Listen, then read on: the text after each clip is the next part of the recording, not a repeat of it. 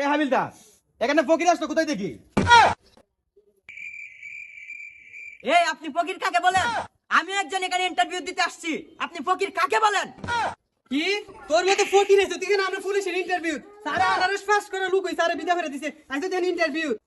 এই আপনি কার গায়ে হাত দিলেন? আমি একজন কুটার নাতি। হাবিলদার, যোগ্য লোক তো পেয়ে গেছি। কি তুমি কুটার নাতি? তুমি আগে বলবা না?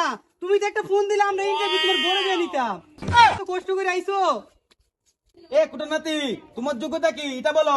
স্যার, আমি তো টান্না টুন্না 5 পাস করছি, আমার চাকরি হইব? তোমার চাকরি কনফার্ম। এটা তুমি তো কুটার নাতি, তোমার কি আরো পাস লাগবো? মনের যোগ্যতা দিতে বড় যোগ্যতা। টেনে টুনে 5 পাস করছো, এটাই তো তোমার অনেক যোগ্যতা। আরো কি যোগ্যতা লাগবে তোমার? তোমার চাকরি কনফার্ম।